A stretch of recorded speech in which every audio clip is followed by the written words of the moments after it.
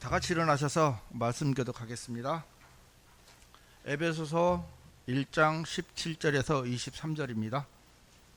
에베소서 1장 17절부터 23절입니다.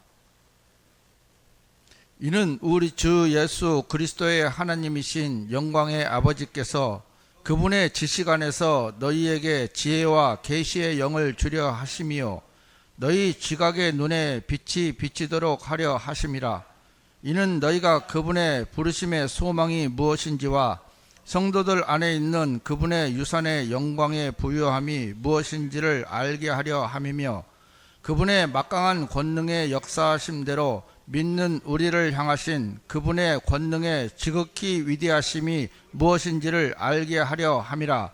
그 권능은 그분께서 그리스도 안에서 역사하신 것이니, 그분께서 그리스도를 죽은 자들로부터 일으키시어 하늘의 처소들에 있는 그분 자신의 오른편에 그리스도를 두셨고, 이 세상뿐만 아니라 다가올 세상 안에서 모든 정사와 권능과 세력과 통치권과 이름 지어진 각각의 이름보다 훨씬 뛰어나게 하셨으며, 모든 것들을 그분의 두 발 아래에 두시어 그분을 모든 것들의 머리가 되게 하셔서 교회에 주셨을 때라. 교회는 그분의 몸이요 모두 안에서 모두를 채우시는 분의 충만함이라. 아멘. 기도드리겠습니다. 거룩하신 하나님 아버지, 우리가 주의 첫날 주님 앞에 이렇게 나와서 경배를 드릴 수 있는 은혜를 입혀주셔서 감사를 드립니다. 하나님을 믿는다고 수많은 사람들이 있지만 올바른 말씀 앞에, 올바른 교리 앞에 이 하나님의 말씀을 듣는 자들이 극히 적지만 우리가 그 무리 안에 속하였음을 감사하고, 하나님 이 말씀을 지킬 수 있는 직분을 주셔서 감사를 드립니다. 세상은 갈수록 그리스도인들을 복음을 전하지 못하도록 막는 모든 방법을 동원할 것입니다. 머지않아 우리나라도 차별금지법이라는 법이 제정될 것이지만, 그렇다고 우리가 하나님의 복음을 전하는 일들에 소홀히 할 수가 없는 것입니다. 세상은 우리를 막고 있지만 그리스도께서는 복음의 열린 문을 주셨다고 말씀하셨습니다.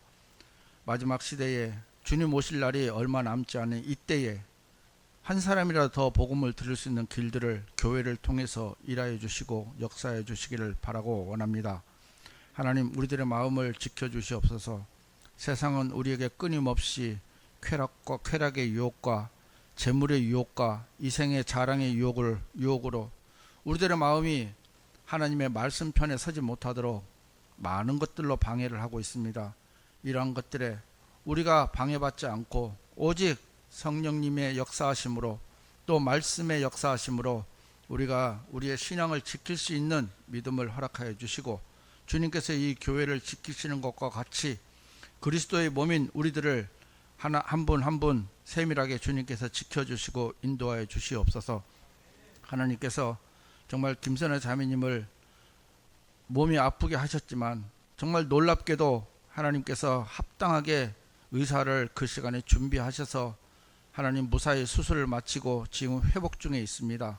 주님, 평생 주님만을 바라보면서 살아온 정말 자매님의 그 마음속에 이번 기회를 통해서 더욱더 하나님 앞에 가까이 밀착할 수 있는 은혜를 입혀주시기를 바라고, 말씀이 그분의 마음속에 살아 역사하셔서 남은 생애에 주님과 동행하는 삶을 살 수 있도록 인도하여 주시옵기를 우리 주님 앞에 부탁을 드립니다. 하나님, 이 말씀을 사모하는 자들을 교회로 보내주시고, 이 하나님을 두려워하는 자들, 바알에게 무릎 꿇지 아니한 자들을 하나님이 교회 안에 불러 모아 주셔서 성도의 교제와 사랑으로 하나님 주님 오시는 그날까지 이 교회를 안에서 머무를 수 있는 특별한 은혜를 입혀주시기를 주님 앞에 부탁을 드립니다. 이후에 전해질 말씀 속에서 사랑하는 주님께서 함께해 주시고 인도하여 주시옵소서. 성령님께서 우리들의 마음을 부드럽게 하시고 이 말씀을 받아들일 만한 마음을 우리 정말 쫙 열어주셔서 사람의 말이 아닌 하나님의 말씀으로 그 말씀을 받아들일 수 있는 축복을 내려주시기를 주님 앞에 부탁을 드립니다. 이후의 모든 시간을 사랑하는 주님께 부탁을 드리며 이 모든 말씀 이제 곧 다시 오셔서 저희들을 데려가 주실 위대하신 우리 주 예수 그리스도 이름으로 감사하며 기도드리옵나이다. 아멘.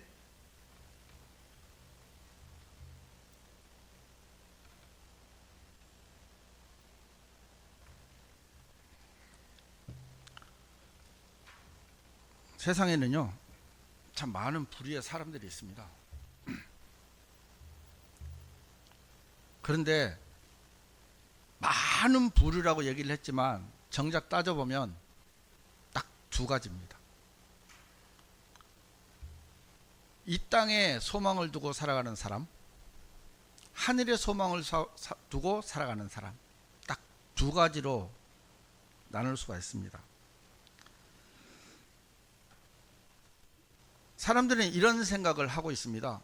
지금 개신교도 물론 마찬가지고 로마 카톨릭도 마찬가지고 또 유엔도 마찬가지고 세계 각국 정상들이 생각하는 모든 것은 이 땅에 평화가 있기를 원하고 또 그 평화가 영원토록 유지되기를 바라고 있습니다. 그러기 위해서 자기들 딴에는 많은 노력을 하고 있어요. 그런데 유엔이 결성되고 나서도 그러면 유엔은 전 세계 평화 유지군이거든요. 그 평화라는 명목으로 이제 세워졌는데 그러면 이 땅에 평화가 있어야 되는데 실제로 유엔이 결성된 이후로 전쟁이 더 많아졌어요. 그리고 각 나라는 자국 이익을 위해서는 다른 나라는 생각하지 않는 그런 국가주의가 또 팽배해졌고, 그 우리나라도 마찬가지고요. 대표적으로 이제 미국을 들 수 있죠. 자기들이 좀 불리하다고 전 세계에 관세를 이제 부과하는 그런 것들을 보면서 또 러시아 우크라이나 전쟁을 보면 얼마든지 중재할 수 있고 말릴 수 있는데도 속내를 보면 겉으로는 평화를 외쳐서 중재를 외치지만 그로 인해서 미국은 엄청난 돈을 벌어들였거든요. 또 러시아는 러시아대로 원유 수출이 막히니까 중국, 인도로 그걸 다 또 빼돌렸고, 인도는 엄청나게 싸게 또 원유를, 그러니까 전쟁을 하는 와중에도 각 나라마다 전부 자기 자국의 이익을 위해서만, 실제로 다른 나라의 어떤 그 평화나 안정은 생각할 필요가 없는 거예요. 단지 모여서 회의를 할 때는 이제 평화를 추구하는 것처럼 이제 이야기를 하고 있죠. 그런데 안타까운 것이 뭐냐면 우리 구원받은 그리스도인들도 이제 그런 삶을 살아가고 있는 것처럼이 아니고 그렇게 살고 있는 사람들이 참 많다는 겁니다.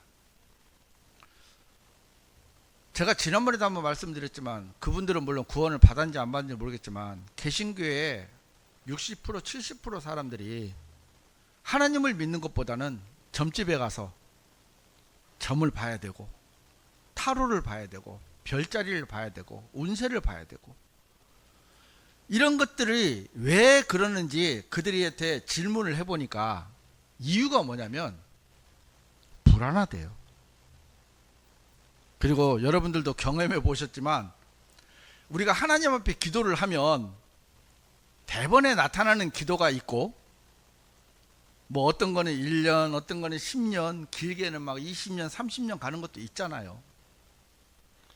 그런데 예를 들어서 오늘 기도를 했는데 하나님께서 2026년 1월 1일 12시에 내가 이걸 해주겠다고 약속을 해주면 괜찮아요. 그러면 몇 달 동안 기다릴 수 있어요. 근데 우리는 하나님께서는 우리에게 합당한 때를 맞춰서 그 기도를 이루어 주시기 때문에 어느 때인지를 몰라요. 그러니까 사람들이 하나님을 믿는다고 하지만 점집을 약속은 했는데 언제 지켜질지를 모른다는 거예요. 그래서 수많은 사람들은 자기가 기독교인이면서도 불교라면 제가 좀 이해를 하겠어요. 남녀 호랭개교라면 이해를 하겠어요. 유교라면 이해를 하겠어요. 세상을 창조하신 하나님께서 그 하나님을 믿는 사람들이 사주를 보러 가야 되고, 점을 보러 가야 되고, 타로를 봐야 되고, 운세를 봐야 된다는 것은 그들은 하나님을 믿는다고 말만 하고 있지 정말 그들의 삶은 하나님하고 전혀 상관이 없거든요. 우리는 안 그렇습니까? 구원받은 그리스도인들이고 하물며 바이블 빌리버라는 우리들도 외형적으로 우리가 점집에 가지 않고 타로를 보지 않고 별자리를 보지 않고 운세를 보지 않지만 우리 마음이 하나님의 말씀 앞에서 온전하게 이 말씀을 기다리는 삶을 사느냐, 저부터도 제가 그래 살지 못하더라고요. 할 수만 있으면 우리는 방법을 찾잖아요. 할 수만 있으면. 다른 방법이 없을까? 이런 방법이 없을까? 아브라함이 네가 자식을 낳겠다 해놓고 하나님께서 대답을 안 하신 거라. 그래서 결국은 그 택한 방법이 뭡니까? 하갈을 통해서 이스마엘을 낳잖아요.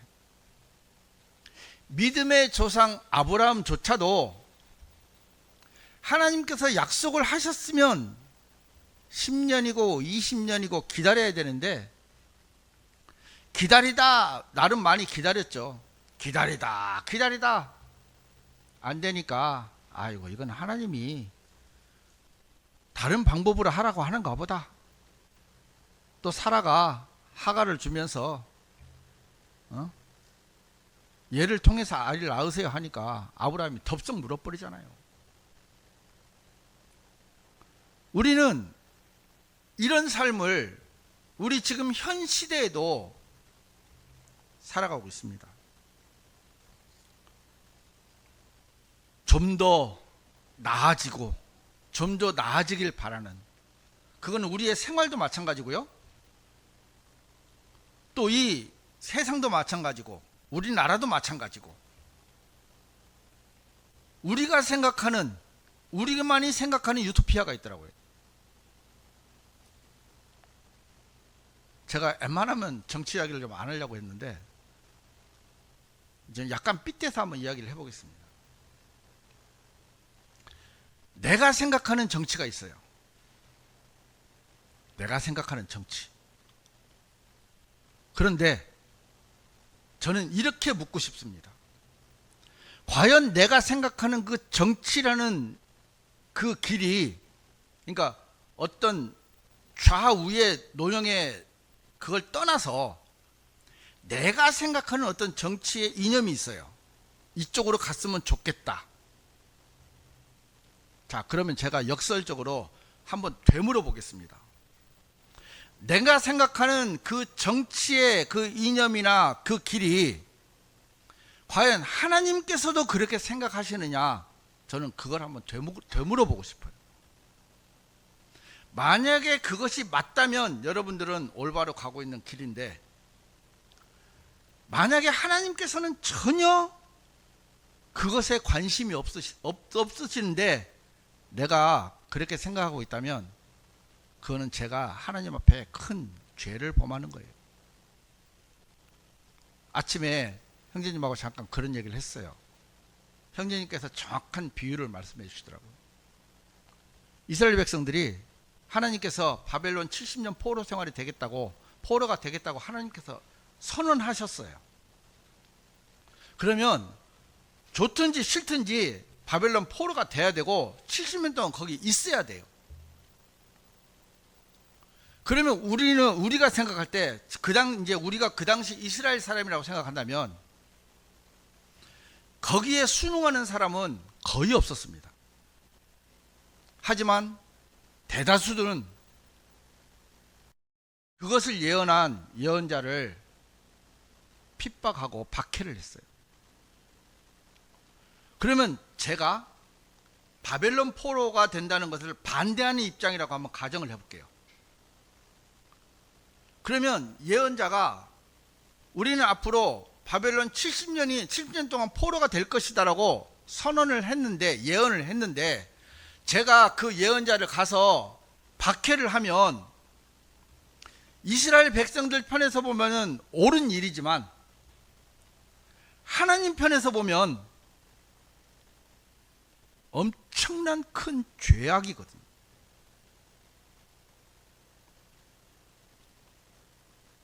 우리는 관념을요 좀 바꿔야 됩니다. 안타까운 일이 벌어지고 있는 게 뭐냐면, 바이블 빌리버 뿐만이 아니고요, 개신교의 거의 모든 분들이 정치에 관여되어 있어요. 물론 그분들 나름대로 합당한 이유가 있습니다. 저는 그 부분까지는 논하고 싶진 않은데, 중요한 게 뭐냐면은, 과연 하나님께서도 지금 그 일을 지지하고 계시느냐, 저는 그분들께 그걸 묻고 싶어요. 제가 좀 딱딱한 이야기로 이렇게 시작을 한 것 같지만, 우리가 그런 지금 수많은 분들이 정치에 관여가 되면서 영적으로 성장하는 길들을 스스로 깎아먹고 있어요. 제가 얼마 전에도 그 얘기를 한번 한 적이 있습니다. 그 집회에 가신 분들이 여의도 광장에서 엄청나게 사람들이 많이 모였더라고요. 근데 제가 그 라이브로 들었어요. 뭐라고 하냐면요, 이제 많은 이야기가 있었지만 그 중에 기도를 하면서, 예수님, 하나님, 일어나소서, 일어나소서, 일어나소서. 여러분, 예수님께서 하나님 보좌 오른편에 앉아 계시는데요, 거기서 일어나신다는 의미가 뭔지 아십니까? 일어나셔서 지금 자기들이 기도하고 있는 그 기도를 들어주는 게 아니에요. 예수님께서 보좌에서 일어나신다는 의미는 재림의 의미입니다. 먼저 공중 재림으로 하시겠죠?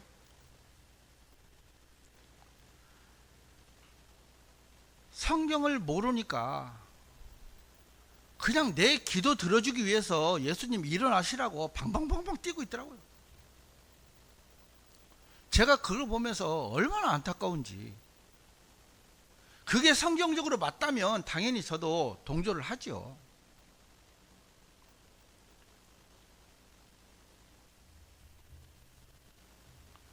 하나님은요,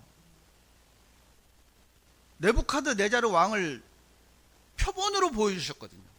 다니엘서에서. 내가 내 힘으로 왕이 됐다 하니까 하나님이 한 방에 짐승으로 만들어 버리더라고요. 그러면서 느부갓네살가 7년이 지나서 고백하는 게 뭐냐면, 가장 천한 자를 세워서 하나님, 이제 우리말로 말하면 대통령이죠. 대통령이나 정치하는데 쓴다는 거예요. 그러니까 그 사람을 쓰는 것도 하나님의 주관이고 무너뜨리는 것도 하나님의 주관이고, 그런데 여러분들이 정확한 하나님의 뜻을 알면 문제가 없는데, 또 그것으로 인해서 신앙에 도움이 되면 되는데, 제가 아까도 말씀을 드렸지만 그 대다수의 군중들은요, 들러리예요. 진짜 돈 버는 분들은 무대 앞에 나가서 몇 마디 하고 내려오는 그분들이 돈을 싹싹 싹쓸이 하고 있어요. 여러분들 만약에요, 실명을 거론하기는 뭐하지만 그분들이 수중에 정치 활동을 하는데 돈이 한 푼도 안 들어오면 정치 활동 할 것 같습니까? 안 할 것 같습니까? 안 합니다. 개개인은요, 저는 이런 말을 들었어요. 우리나라 사람들이 개개인은 굉장히 스마트하다고 하더라고요. 정말 세계적으로 똑똑한데요, 딱 집단화가 되면 우매자가 된다 하더라고요. 우리나라 사람들이 세계 몇 안 되는 똑똑한 사람들입니다. 여러분들이 우리나라 발전하는 거 보면 알잖아요.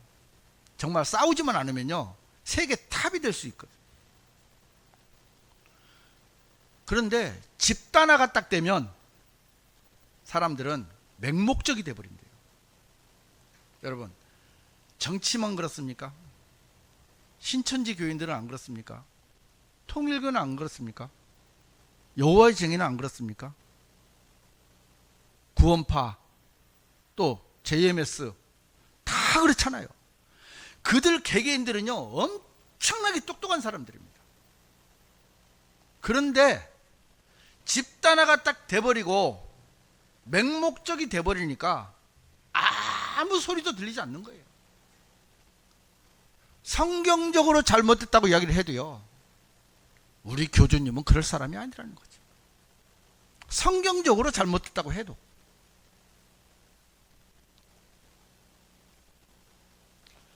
정치와 개신교는 안 그렇습니까? 또 마찬가지입니다. 그러니까 기준이 없으니까 사람들 말에 휘둘릴 수밖에 없는 거예요. 하나님께서는 성경에 분명하게 뭐라고 해놓으셨습니까? 오늘 18절에 보면요, 너희 지각의 눈에 빛이 비치도록 하려 하심이라. 빛이 비치도록.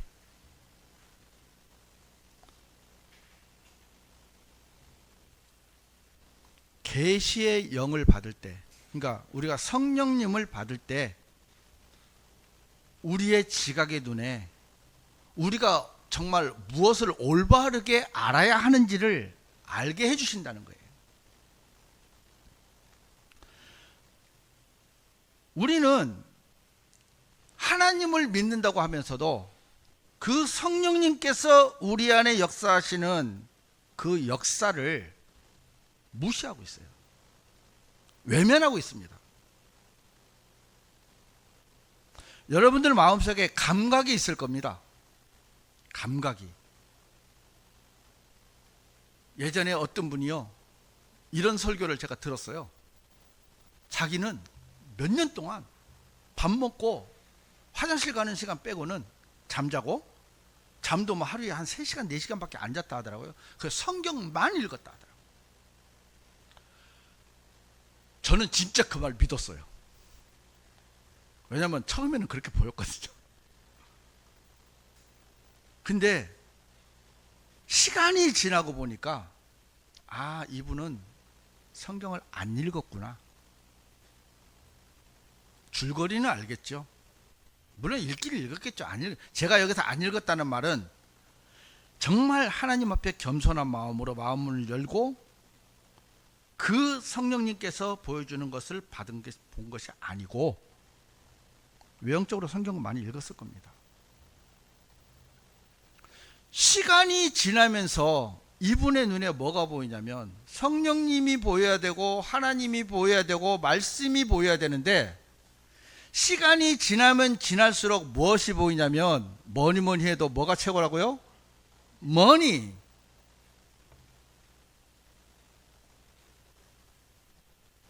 제가 하는 말을 잘 이해를 하셔야 됩니다. 우리가 성경을 하루에 1시간 읽는다고요, 성경을 보는 게 아니에요. 제가 아침에 일어나면요, 성경을 소리내서 1시간을 읽어요.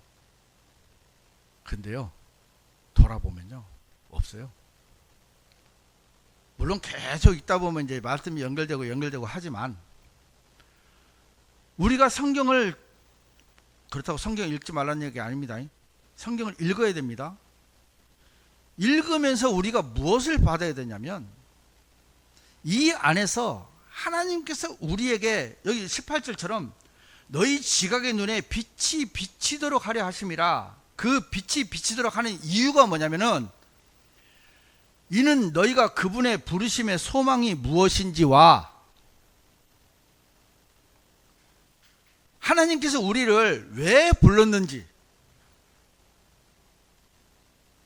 성도들 안에 있는 유산의 영광의 부유함이 무엇인지를 어떻게 한다고요? 알게 하려 함이며, 알게 하려 함입니다. 사도 바울은요, 에베소 교회에게 이 편지를 하면서 우리에게 지혜의 영을 주시기를 하나님께 기도했어요.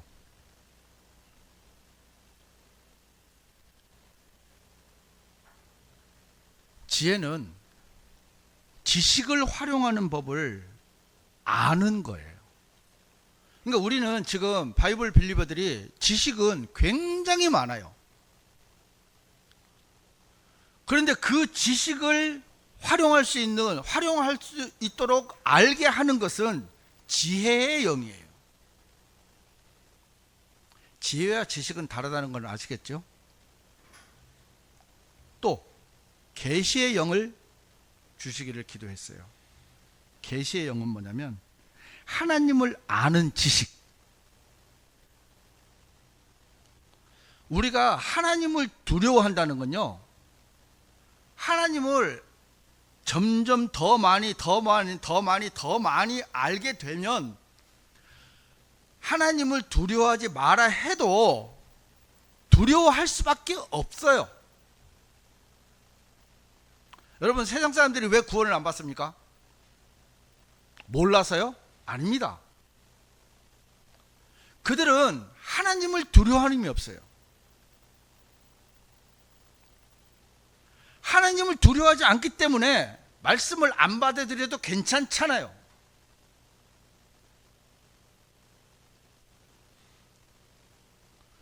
하나님을 두려워하는 마음이 없기 때문에 감사할 필요도 없잖아요. 하나님을 두려워하는 마음이 없기 때문에 구원은 물론이고 하나님께서 주신 이 공기와 물과 태양과 이런 것에도 감사할 필요성도 못 느끼는 거예요. 당연하다고 생각이 하는 거예요. 어린아이가 태어나면요, 어린아이는 젖을 먹습니다. 또 분유도 먹고요. 그러니까 아주 부드러운 음식을 먹어요.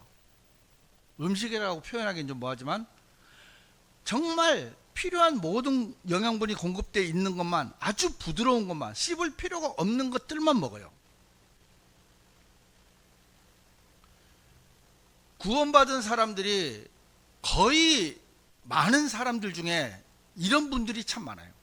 젖만 먹는 사람들, 은혜만 좋아하는 거예요. 그런데 어른이 돼도 분유만 먹으면 되겠습니까? 초등학생만 돼도 우리 아이들이 있지만 저 아이들이 젖만 먹고 사는 게 아니잖아요. 분유만 먹고 사는 게 아니잖아요. 아주 딱딱한 건 못 먹겠지만 부드러운 음식도 먹고 씹을 수 있는 것도 먹고 하는 것처럼 우리가 경건한 생활, 구원받은 사람들이 경건한 생활은 물론이고 교리도 같이 공부해야 하는 이유가 균형이 맞아야 되는데 우리는 한쪽으로만 치우쳐져 있어요.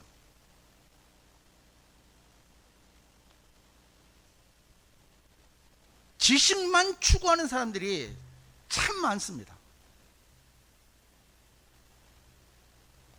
경건한 생활에 동반되지 않는 지식은요, 교만으로 싹쓸 수밖에 없어요. 야, 나는 이렇게 사는데 너는 뭐야? 야, 나는 매일 하루에 3번 기도해. 너는 안 해? 아, 형제님, 나는 하루에 말씀을 이만큼 읽어요. 형제님 얼만큼 읽습니까? 우리는 얼마든지 이렇게 될 수 있어요. 그리고 나와 다른 약간의 것을 교리를 또 다른 교리를 믿는다고 하면 형제 그거 아니야. 싸움이 되고 분쟁이 되고 논쟁이 되고 파벌이 됩니다. 하나님께서는 한 번도요 그렇게 하라고 하신 적도 없어요. 뭐 나는 베드로파, 나는 바울파, 나는 뭐 아볼로.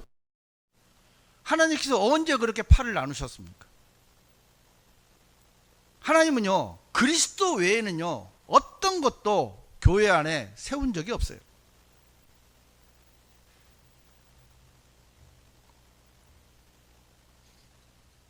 우리가 하나님의 마음을, 우리가 자식들이 정말 아버지 어머니의 마음을 안다면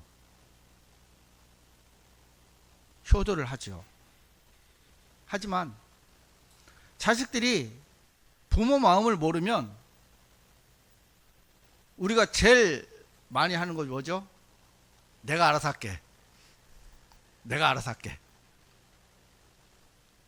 내가 알아서 해.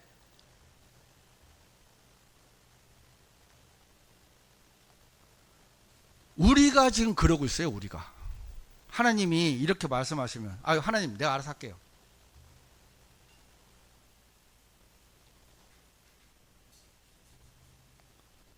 하나님이 전혀 상관없는, 복음과 전혀 상관이 없는, 우리의 구원과 우리의 성화와 우리의 경건의 생활과 전혀 상관이 없는 그런 곳에 마음을 쏟고 있는데 하나님께서 너 그거 아니야 하면 하나님 내가 알아서 할게요. 제가 알아서 합니다. 제가 저라도 막아야죠.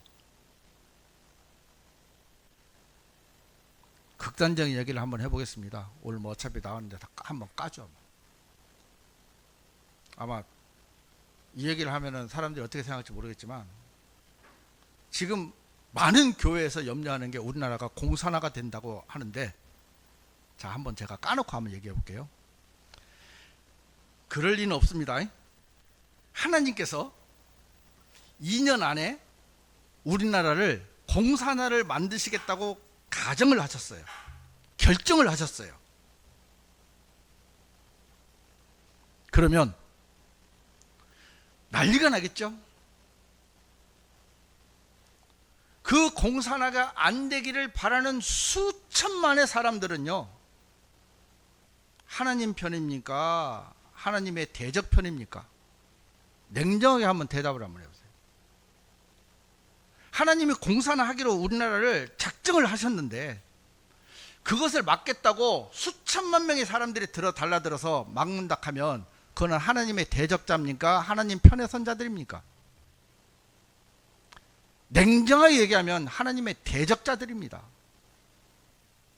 우리는 무엇을 생각해야 되냐면 하나님의 뜻이 어디에 있느냐.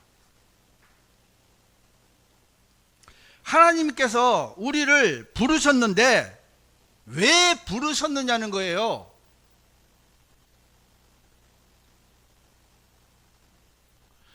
좌파, 우파를 나누라고 한 게 아니고요.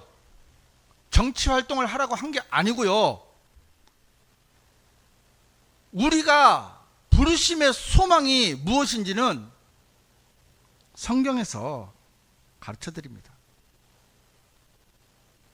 제가 요 부분들을 하나하나 좀 몇 가지가 있는데 좀 말씀을 드려볼게요. 18절에 보면 너희 지각의 눈에 빛이 비치도록 하려 하심이라. 이는 너희가 그분의 부르심의 소망이 무엇인지와 그랬어요. 알아야 되죠. 첫 번째는요, 그리스도 예수 안에서 시작되는 소망입니다. 골로새서 1장 27절에 이런 말씀이 있습니다. 하나님께서는 그 신비의 영광의 부유함이 무엇인지를 이방인들 사이에서 성도들에게 알리기를 바라시느니라. 이 신비는 너희 안에 계신 그리스도 곧 영광의 소망이시라. 우리가 그리스도 안에서 모든 것이요, 우리가 구원을 받고 난 다음에 예수 그리스도의 몸 안으로 침례가 되잖아요. 그럼 우리는 그리스도 안에서 한 몸이 되거든요. 한 몸이 되는 그 안에서 시작되는 소망이 첫 번째 부르심의 소망입니다. 그러니까 그 자체가 소망이라는 거예요. 우리가 예수 그리스도 안으로 들어가서 그 안에 머무르고 있는 그 자체가 첫 번째 부르심의 소망입니다. 두 번째는요, 휴거로 완성되는 소망이에요. 디도서 2장 13절에 그 복된 소망과 위대하신 하나님, 우리 구원자 예수 그리스도의 영광스러운 나타나심을 고대하게 하셨느니라. 골로새서 3장 4절에는 우리의 생명이신 분, 곧 그리스도께서 나타나실 때면 너희 역시 그때 영광 가운데서 그분과 함께 나타나게 되리라. 자, 소망하고요, 영광이 연결되어 있습니다. 우리가 이 땅에 살아가면서요, 이 땅에 소망이 있다면은 우리는 하늘의 영광을 맛볼 수가 없어요. 이 땅이 유토피아를 만들려고 하는 많은 사람들이 노력에도 불구하고 여러분들이 보시다시피 이 세상은 그냥 멸망의 길로 가고 있잖아요. 그런데 우리는 여전히 이 영광을 이 땅에서 찾으려고 하는 거예요. 그리스도인들에게 휴거의 소망이 없다면 이 세상에 무슨 낙이 있습니까? 우리가 예수님 오시기 전에 죽음을 맞이하면 할 수 없지만 우리가 죽기 전에 소망하는 건 뭡니까? 휴거예요. 1992년 그 종말론 사건부터 시작해서 개신교에서는 휴거라는 단어가 설교상에서 사라져버렸습니다. 소망이 없어요. 이 땅에만 소망을 두는 거예요. 그러니까 후천년설, 무천년설, 우리가 천년왕국을 건설하자, 이 땅에 소망을 두는 거예요. 우리는 인간이 이 땅을 천년왕국으로 만들 수가 없고 예수님께서 오셔야만 완전한 왕국이 이루어진다는 걸 알기 때문에 우리는 휴거의 소망을 둘 수밖에 없는 거예요. 그리고 그 소망의 완성은 휴거입니다. 고린도전서 15장 19절에 보면 우리가 잘 아는 말씀입니다. 만일 그리스도 안에서 우리가 소망하는 것이 오로지 이 생뿐이라면 우리는 모든 사람들 가운데 가장 비참한 사람들이라. 가장 비참한 거예요. 지금 이 시간에 수많은 사람들은 축제에 나들이에 가족들과 놀러 다니면서 오만 즐거운 걸 다 하고 있는데 우리는 여기 앉아서 말씀을 듣고 있잖아요. 그들이 볼 때는 우리는요, 세상에서 가장 비참한 사람들이에요. 근데 만약에 우리가 휴거에 소망이 없는 사람들이라면 우리 역시도 비참한 사람들인 것 같아요. 여러분들 이 땅에서 정치건 경제건 무엇이든 간에 여러분들이 거기에 관여를 해서 바꿀 수 있다면 해보세요. 성경에서 안 된다고 해놨는데 성경에서 이 세상은 멸망당한다고 했고 이 세상은 불지옥이 된다고 해놨는데 우리는 그것이 아니고 하면서 이 세상의 소망을 두고 살아가는 거예요. 그것도 하나님을 믿는다고 하는 사람들이 수천만 명이. 예수님 그러시면 안 됩니다. 그 말은 무슨 말입니까? 예수님 오시면 안 됩니다. 예수님 오시지 마세요. 예수님 오신다 했는데 오시지 마세요. 우리가 만들게요. 참 너무 조금만 생각을 해보면 우리가 세상을 바꾸려고 하는 것은 예수님을 오시지 말라고 하는 거하고 똑같은 거예요. 어떤 분들은 그럴 겁니다. 아니 그거 아니고 아니에요. 주님은 세상이 멸망당하도록 놔뒀어요. 이방인의 충만함이 될 때까지 놔뒀어요. 죄가 충만해져야 돼요. 그래야 예수님 오셔요. 근데 우리는 안 된다는 거예요. 그거를 예수님을 정면으로 거스리고 대적하면서도 그것을 하나님의 뜻이라고, 주여 일어나소서 일어나소서 일어나소서,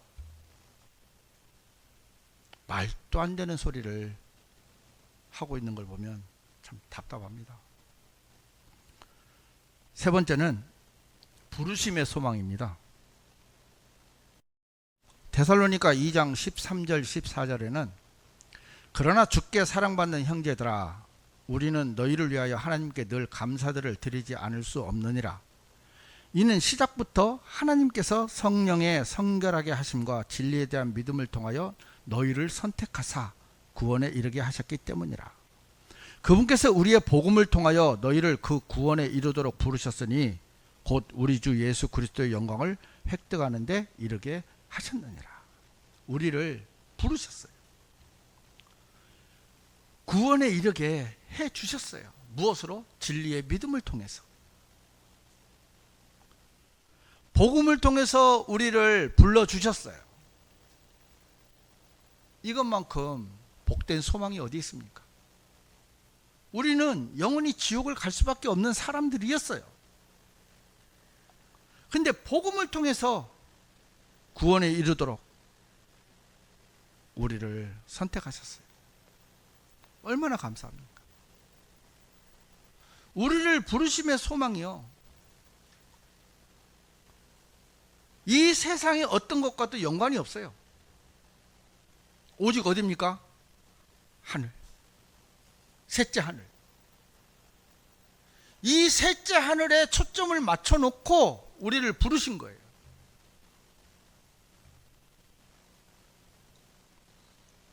네 번째는 인내로 보지 못하는 것을 소망합니다.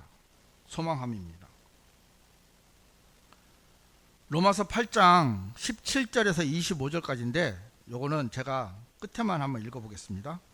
23절부터 그리고 그들뿐만 아니라 성령의 첫 열매들을 소유한 우리 자신도 그러하니 바로 우리 스스로도 우리 자신 안에서 신음하며 입양을 기다리고 있으니 곧 우리 몸의 구속이라.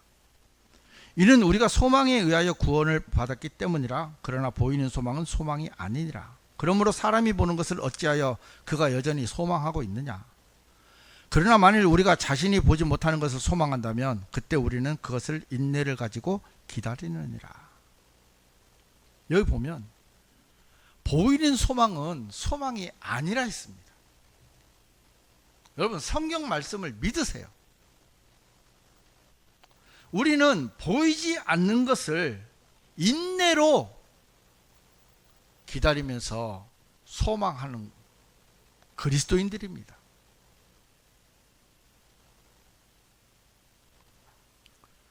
우리 안에는요, 여러분들이 느끼지 못하겠지만요, 휴거의 본능이 있어요. 휴거의 본능.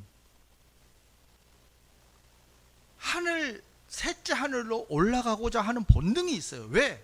우리 안에 성령님이 계시긴데 성령님께서는 원래 계시던 곳이 셋째 하늘이잖아요. 이 세상에 성령님이 계시는 것은 우리 때문에 있는 거예요. 우리 역시도요, 이 세상에 만족할 사람들이 아니라는 겁니다. 그럴 것 같았으면 예수님께서 구태여 십자가에서 피를 흘려서 돌아가실 필요가 없어요.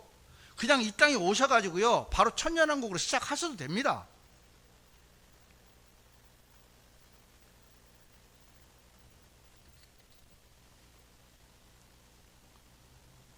이 모든 우리에게 이 소망을 주신 이유가 뒤에 18절 뒷부분에 성도들 안에 있는 그분의 유산의 영광의 부유함이 무엇인지를 알게 하려 함이며 그랬어요. 그분의 유산이 뭡니까? 영원한 천국에서 영원한 생명을 얻어 예수 그리스도와 함께 영원히 사는 거 아닙니까? 그걸 하시기 위해서 2000년 전에 하나님이신 그분이 육신의 모양으로 내려오셨고 십자가에서 달려 돌아가셨고 무덤에 사흘 동안 장사 지내셨고 부활하셨고 그리고 승천하셨어요. 그리고 다시 또 공중 재림하시고요. 그 다음에 지상 재림을 하십니다. 이 모든 것이요 우리를 위해서 했는데 우리가 이 부분에 초점을 맞춰야 되는데 우리는 이 부분에 초점을 안 맞추고요. 어디에 맞춰요? 땅에 소망을 두는 거예요.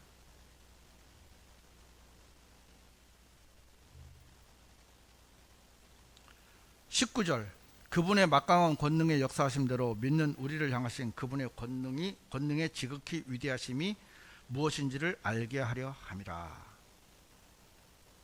자, 예수님을요 죽은 자로부터 살리신 하나님의 예수님을 그 다음에 오른편에 앉히셨고 우리를 휴거시키고 부활시키고 모든 것들을 다스리게 하는 이 권능을 하나님께서 우리들에게도 주셨어요.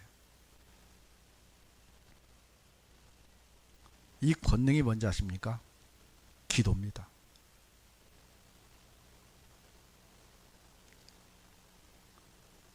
기도는요 시간, 공간, 물질, 에너지 이 모든 것들을 변화시킬 수 있는 가장 강력한 무기입니다. 저는 정말 이 개신교가요 그렇게 정치에 관심이 있으면요 개개인이 골방에 가서 기도하세요. 모여서 때려 부시지 말고요. 정말 이 기도의 힘을 믿는다면 기도하세요.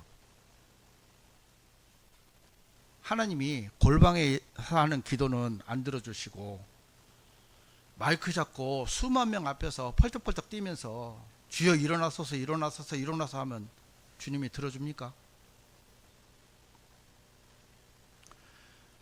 우리의 모든 것을 바꿀 수 있는 것은 기도입니다. 이 기도의 권능 속에 하나님께서 모든 것을 다 넣어 놓으셨어요.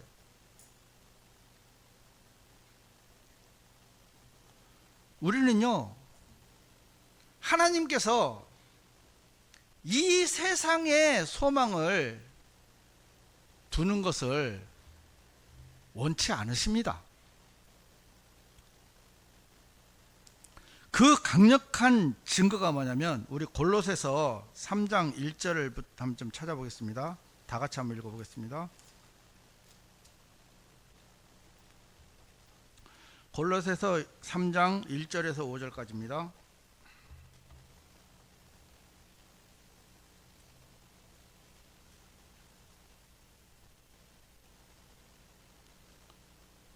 그런즉 만일 너희가 그리스도와 함께 일으켜졌으면 위에 있는 그러한 것들을 구하라.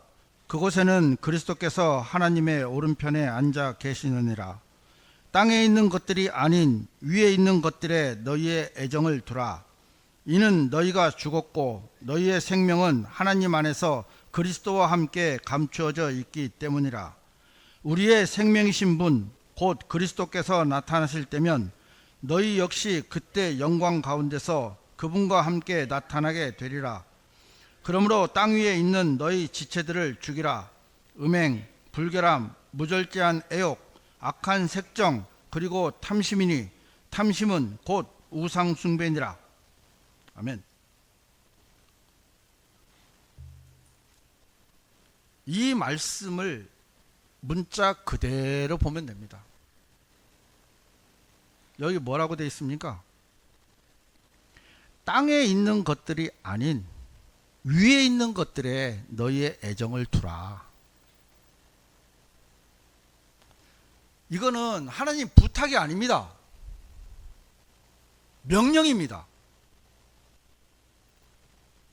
그렇게 해주면 안 되겠니? 그게 아니에요. 너희의 애정을 위에 있는 것들에 둬. 그렇게 해. 왜냐면요, 3절에 그 증거가 있잖아요. 너희가 죽었고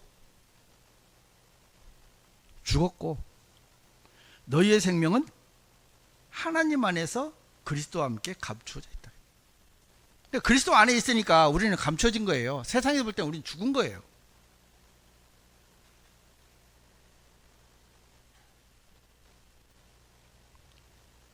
우리의 생명이신 분, 곧 그리스도께서 나타나실 때면 너희 역시 그때 영광 가운데서 그분과 함께 나타나게 되리라.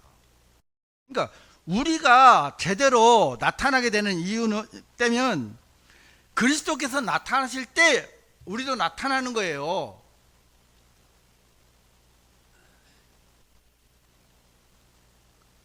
오절에 뭐라고 되어 있습니까? 땅 위에 있는 너희 지체들을 죽이라. 그리고 그 쭉 나오면서 뭐라고 하냐면 탐심이니, 탐심은 뭐라 했습니까? 곧 우상숭배라. 이단들도 교주를 섬기잖아요. 우상숭배입니다. 그리고 각 교회에서도 목사들이 거의 신적인 존재가 돼요. 절대적입니다. 그것도 우상숭배입니다. 정치?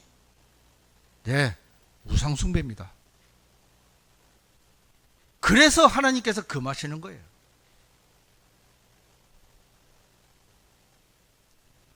하나님께서 금하시는 것을 우리는 굳이 해야만 한다고 어떤 분이 이런 글을 올려놨더라고요. 교회는 정치적 발언을 소신 있게 해야 된다 하면서 그 이유를 너무 많이 적어놔가지고 제가 다 못 읽어봤어요. 그분 말도 틀린 건 아니에요. 그분도 성경에 비춰서 그렇게 얘기를 했어요.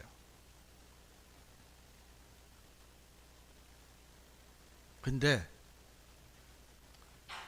성경 말씀대로라면 그 정치 활동 역시 내 욕심이잖아요. 내 탐심이잖아요. 그렇게 되고 싶은 거잖아요. 그러면 그거는 우상숭배예요. 하나님 외에 더 마음이 있다면 그거는 우상숭배입니다. 성경은요, 흑백 논리예요. 회색이 없어요. 하나님이면 하나님, 우상이면 우상. 하나님이면 하나님, 만몬이면 만몬. 만몬이 뭔지 아시죠? 돈의 신인. 우리는 둘 다 섬길 수 있는 것처럼 생각을 해요. 그렇게 또 생활을 합니다. 하지만 결정적인 순간에는요, 우리는 하나님과 만몬을, 우상 숭배를 선택해야 될 기로가 왔을 때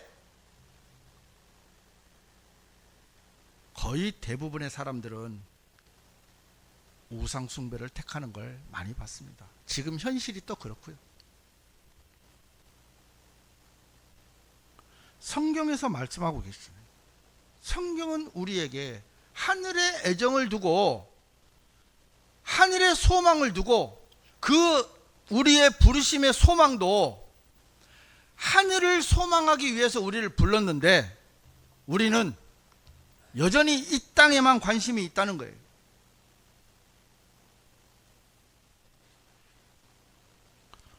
우리 형제자매님들 하루 일주일이 참 빡십니다. 우리가 말씀 준비해야 되죠. 또 일도 해야 되죠. 치열하게 살아가고 있습니다.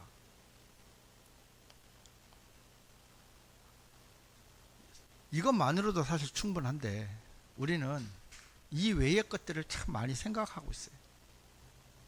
저는 분명하게 말씀드립니다. 저한테 칼을 겨눠도 총을 쏴도 할 수 없는 게 성경이 이렇잖아요. 성경이 이렇다고 말씀하시는데 제가 뭐라고 말을 합니까?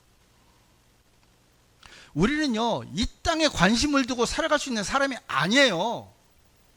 그리고 관심을 두고 살아간다 해도요, 세상이 안 바뀌어요. 이스라엘 백성들이 바벨론 70년으로 포로 생활을 한다고 정해졌으면 70년을 가서 살아야 돼요.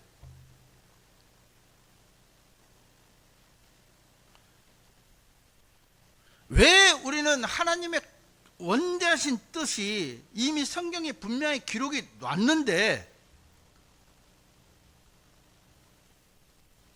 민주주의라는 명목하에 수많은 사람들, 수천만 명이 지지한다는 그 이유 하나만으로 우리는 왜 그 길로 가야 되냐는 거죠. 여러분, 하나님의 길은요, 좁고 협착해. 아주 좁아요. 찾는 이가요, 아주 적다고 했어요. 딱 우리 교회가 표본이잖아요. 세상에 500명, 1000명, 10,000명, 2만 명 있는 곳에 가서 여러분들 그리스도를 발견했습니까? 그 사람들은 많은 사람들이 찾고 있기 때문에 맞다고, 우리 교회가 맞아. 성경은 뭐라고 되어 있습니까? 좁고 협착하고 협소하고 찾는 사람이 거의 없대요. 추수하는 일꾼은 더 없대요.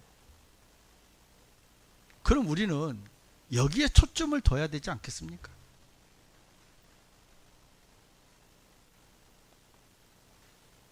하나님은 민주주의를 주신 적도 없고요, 민주주의도 사람이 만들었어요.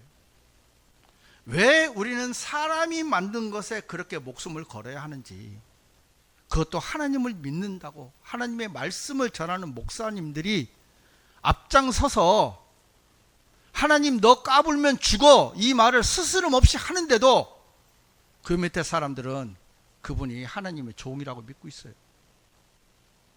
하나님을 대적하고.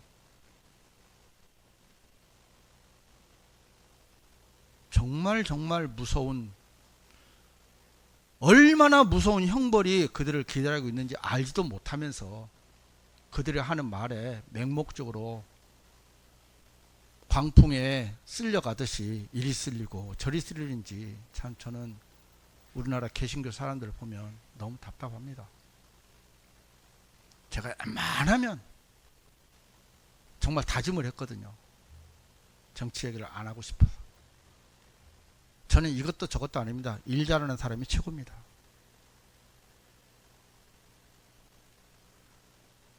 하나님 편에서 여러분들이 서서 생각을 해보시고요. 하나님은 무엇을 원하고 계시는지 말씀에 기록해 놨잖아요. 땅의 것을 죽이라. 죽이면 됩니다. 간단하죠? 근데 우리는 못 죽여요. 왜? 아깝잖아요. 내가 하고 있는 이 신념이 아깝잖아요. 버릴 수가 없잖아요. 어제도 우리 형제님들 모여서 그런 얘기를 했잖아요. 다른 데서 오시는 분들이 거기서 오는 걸 완전히 벗어야 되는데 못 벗잖아요. 그러니까 다시 얼마간 있다가 다시 가는 거예요. 성경이 안 맞아서 왔으면 그 성경을 버릴 줄 알아야 돼요. 거기 교리가 안 맞아서 왔으면 그 교리를 버려야 되는 거예요. 내 신념이 잘못됐고 내 이념이 잘못됐으면 그것을 버려야 되는 거예요. 그래야 새로운 걸 입죠. 누가복음 16장의 탕자가 아버지 집에 돌아왔습니다. 돼지 막사에서 살다 왔어요. 돼지똥도 묻어있고 오만 더러운 것이 묻어있는데 아버지가 그 위에다가 옷을 입힙니까?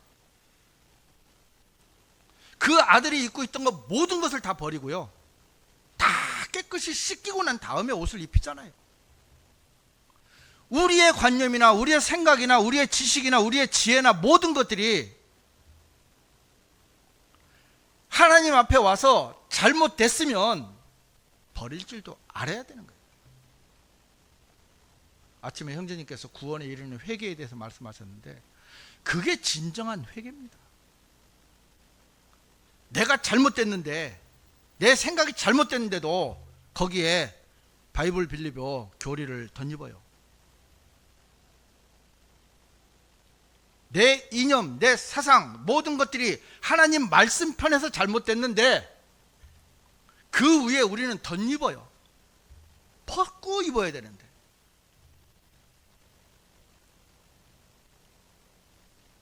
우리가 구원을 받은 그리스도인이라면은 바울이 그랬어요. 나를 따르라. 하나님을 따라가는 사람, 순수하게 하나님의 말씀만을 위해서, 하나님의 복음만을 위해서 살아가는 사람의 그 사도 바울 자신이 자신 있게 이야기하는 거예요. 나를 따르라. 그 말은 무슨 말입니까? 사도 바울이 사는 방식대로 사는 거예요. 그분이 어떻게 살았습니까? 돌에 맞아 죽어도요. 그분이 정치에 개입했습니까? 그분이 경제에 개입을 했습니까? 그분은 오직 하나님의 이 말씀을 전하는 것 외에는 죽을 때 옷이 없어갖고 옷 좀 갖다 주라 할 정도였어요. 그분은 땅의 지체를 다 죽여버렸어요.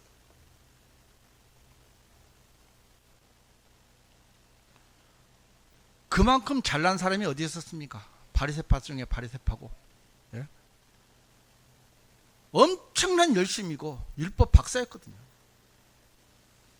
또 로마인이었고, 세상에서 부러울 것이 단 하나도 없는 완벽한 사람이라고 해도 과언이 아닌데, 그것이 하나님 앞에 서니까 모든 것이 배설물로 여긴다 안 했습니까?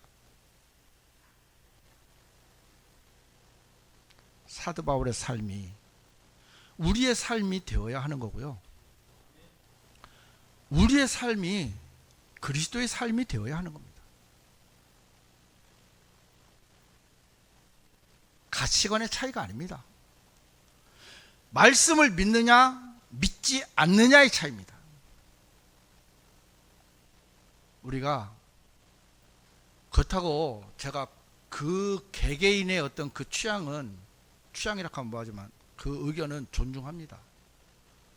하지만 그것이 집단화가 돼버리면 아까도 말씀드렸처럼 위에 몇 사람 정말 호의호식 하는데 보탬밖에 안 돼요. 그리고 더 멀리 봐야 될 것은 하나님께서 어떻게 보고 계시느냐. 하나님께서 어떻게 보고 계시느냐. 우리에게 뭐라고 말씀하십니까? 너희는 죽었고 너희의 생명은 하나님 안에서 그리스도와 함께 감추어져 있다 하잖아요. 우리가 세상에서 할 수 있는 일이 없는 거예요. 뭐 직장생활 하지 말란 말이 아닙니다. 알아들으시겠지만 우리가 복음 외에, 그리스도 일 외에 다른 것에 마음을 쓸 필요가 없다고 성경은 말씀해 놓고 계시잖아요. 저도 한때는요, 내 잘난 맛에 살았어요. 그런데 올바른 성경을 딱 접하고 난 다음부터는 제 삶이 달라졌어요. 말씀이 그러하면요, 죄를 지어도요, 감각이 오잖아요. 여러분이 땅의 것에 몰두하고 있는 동안은 위에 말씀이 안 들어와요. 아이가 태어났는데, 저희 손주가 이제 10월 29일에 태어났는데 지금 막 엄마 젖을 부지런히 먹어야잖아요. 젖이나 분이나. 근데 안 먹고 아빠 나 고기 사줘. 제정신 아니죠? 아빠 나 어린이집 가야 되겠는데, 그리고 구몬학습 신청해줘. 나 공부해야 되겠어. 제정신 아닙니다. 아이는 부지런히 뭘 줘야 돼요? 엄마 아빠가 공급하는 것만 먹는 거예요. 성인 돼서도 마찬가지입니다. 독립할 때까지는요, 부모의 올바른 관리 안에서 자라야 되는 거예요. 그게 정상이에요. 지금 이 시대가요, 잘못돼 있어요. 내가 알아서 할게. 여러분들도 하나님 앞에서 그 소리 하시죠. 하나님 제가 알아서 할게요. 하나님의 뜻이지만 이렇습니다. 우리 이렇게 살지 마시기 바랍니다. 말씀이 그렇다 하면 인정할 줄 아는 것이요 진짜 믿음입니다. 다시 한번 말씀드리지만 골로새서 3장 5절에 보면 그러므로 땅 위에 있는 너희들의 지체들을 죽이라. 음행, 불결함, 무절제한 애욕, 악한 색정, 물론 이것도 다 중요하지만 그리고 탐심이니 탐심은 곧 우상숭배니라. 6절에 보면요 이런 것들로 말미암아 하나님의 진노가 불순종의 자녀들 위해 임하기 때문이라. 물론 여기서 불순종은 구원을 안 받은 사람들이지만 구원받은 그리스도인들이 불순종했을 때도 역시 마찬가지로 우리에게 진노를 내리실 수 있다는 사실을 확실하게 인식하시기를 바랍니다. 너희 역시 한때는 그것들 가운데 살아갔으니 곧 너희가 그것들 가운데 살던 때라.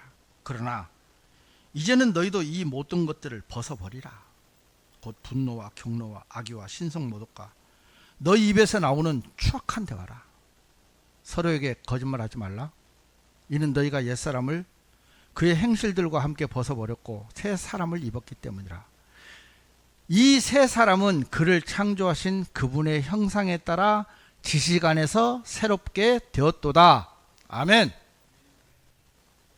우리는 그리스도 안에서 새 사람입니다. 그분의 형상에 따라서 그분은 경노, 분노, 경노, 악의, 신성모독 이런 것이 없잖아요. 정말 여러분들이 정치를 걱정하시면 이렇게 불손한 악의적인 말들을 하지 마시고 골방에서 기도하세요. 다시 한번 얘기하지만 그것이 하나님을 기쁘시게 할 수 없다는 것을 분명하게 아셨으면 좋겠고, 하나님은요 가장 세상에 비천한 자를 들어 쓰신다고 하셨는데 우리는 왜 그렇게 그런 정치들의 목이 메어 있는지 참 답답하기만 합니다. 새 사람을 입었기 때문이라. 우리는 새 사람이에요. 이전 것은 지나갔으니, 그죠? 우리는 새로운 삶을 살아야 되는데도 왜 구태여? 제가 그런 표현을 합니다. 이렇게 옳은 말씀을 만나서 교제하다가 교회가 안 맞다고, 성경이 불편하다고 가는 사람들이 있어요. 저는 표현을 뭐라 한지 압니까? 개가 토했던 것을 다시 먹는다. 여러분들이 그리스도인인데 하나님 앞에 새로운 사람이, 새 사람이 되었는데 여전히 세상의 것을 추구하고 있다면 개가 토했던 것을 다시 먹는 것과 다를 바가 없다는 사실을 아셨으면 좋겠습니다. 말씀을 마치겠습니다. 우리 찬송